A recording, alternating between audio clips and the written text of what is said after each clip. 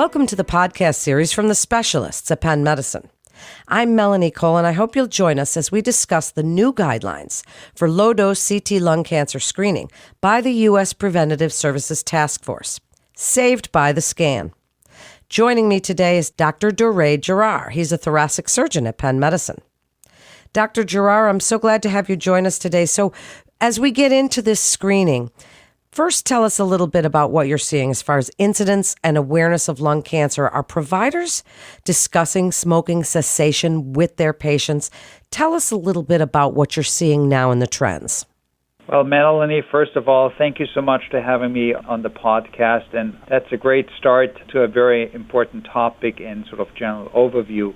I actually just, Melanie, had the pleasure of having in my office Dr. Frank Leone from our Tobacco Cessation Center to discuss that a little bit and get really the inside scoop.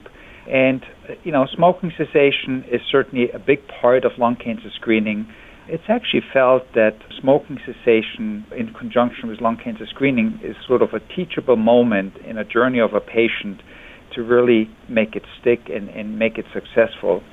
Smoking cessation itself is underutilized, most likely, and the process of getting patients to quit smoking is a long journey, and certainly it does require sometimes even referral to a specialist, a counselor, which certainly is available at many medical centers, and we work very closely with our tobacco counseling center here really to make this a concerted effort to work with the patient along the journey.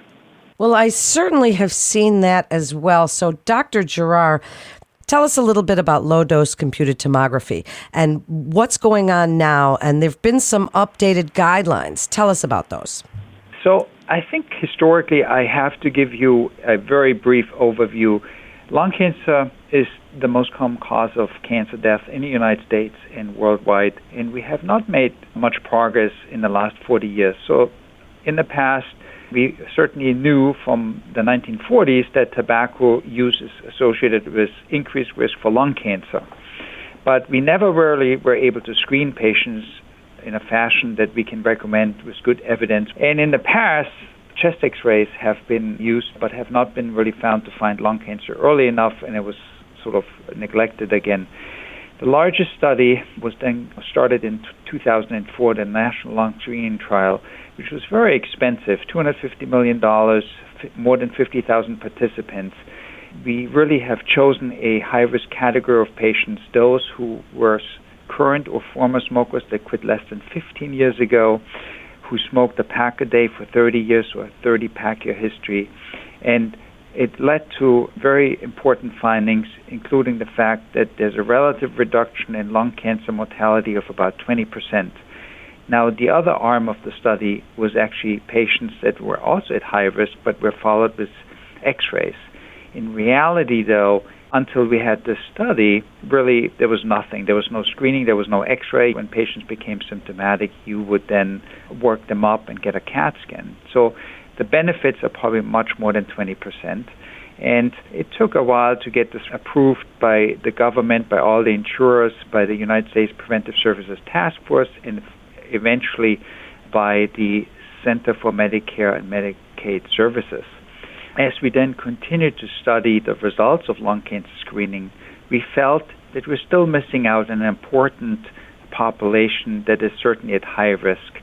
And hence the guidelines, which initially were written to include patients aged 55 to 80, were now widened to include patients ages 50 to 80, and also instead of 30-pack year history, 20-pack years make you eligible for screening. Also from the research, it's been shown that we really did not include patients of underrepresented and underserved communities where tobacco use is very prevalent and mortality of lung cancer is very high.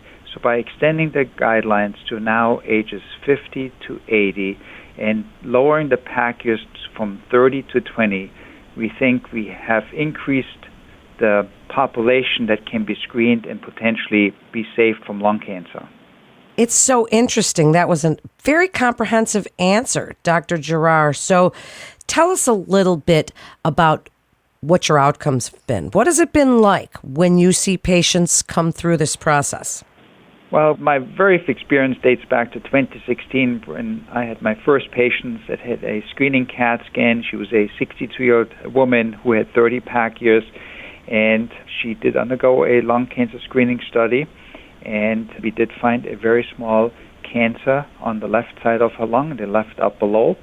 And since we found it so early, we actually were able to offer her a curative surgery, and we did not have to remove the entire lobe. Since it was small, we were able to remove half of the lobe. So not only did we cure her from a lung cancer, but we also removed much less lung tissue. We did a partial lobectomy.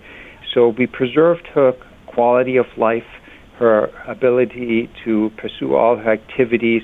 At the same time, she was a smoker when we initially met, and she also since then has successfully quit smoking. So it was really a victory for the patient in terms of quitting a habit that has many other consequences, not just in terms of lung function, but also COPD, cardiovascular complications and consequences, but also curing her of lung cancer and being sort of a model of why early screening can find lung cancer early and provide a cure by surgery.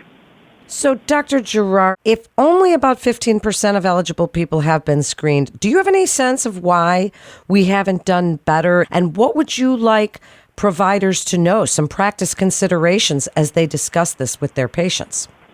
So, Melanie, that's a very important question, and I don't think we have all the answers, but I think we do have some answers.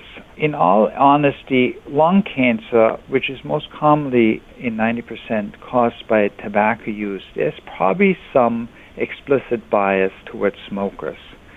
And maybe we don't push them hard enough to get a lung cancer screening study. Also, many times patients are reluctant to admit to themselves that they have a habit that's harmful to them in the long term. It's rewarding short term because it provides them a sense of pleasure to smoke, but in the long term, it is harmful. So many patients might not want the study immediately. They don't want to admit, and maybe they avoid the discussion of tobacco cessation, which should always be offered in conjunction with a lung cancer screening study. We also have now learned that in many underserved communities, we might not have the same insurance coverage that would really make this a barrier-free, no copay screening study. Those are probably one of the biggest challenges that we have to really increase our screening rates. In addition, there might be some concern that if you get a CAT scan and there's a small nodule that's most likely benign, then eventually undergo additional procedures, studies, biopsies that might be ultimately harmful. We have sort of ameliorated that concern by really having a very uniform language how these lung cancer screening studies get reported. We use what's called lung rats, which is sort of modeled after BI-RADS, which is the reporting language system for breast cancer, which is very specific and very comprehensive and gives specific recommendation to the ordering physician to really, when there's an abnormality, sort of know what the next step would be and should be.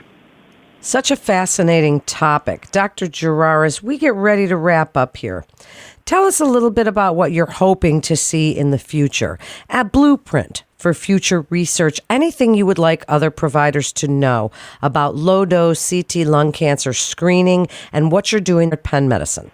I think many providers have very busy schedules, and part of ordering a lung cancer screening study is also an informed discussion about the risk of the screening study, which is a very low dose of radiation versus the potential benefits, and it does require some documentation.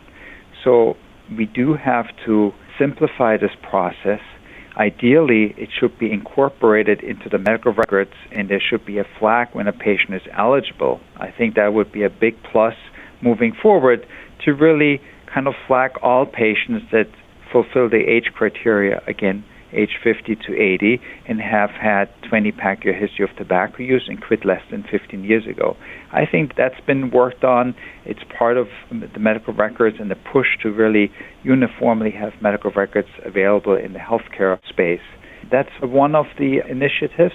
The other one is really patient awareness that patients actively seek out their provider to talk about lung cancer screening, get more information, and overcome the stigma that they have been a smoker or are a smoker, and really seek help and overcome the addiction of tobacco use, but also do the best for their health and seek a screening study that could potentially save their life. And as you said at the beginning of the podcast, saved by the scan.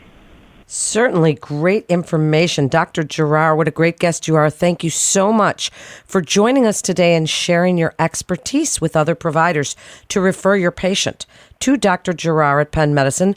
Please visit our website at pennmedicine.org/refer, or you can call 877-937-PENN. That concludes this episode from the specialists at Penn Medicine. Please remember to subscribe, rate, and review this podcast and all the other Penn Medicine podcasts. I'm Melanie Cole.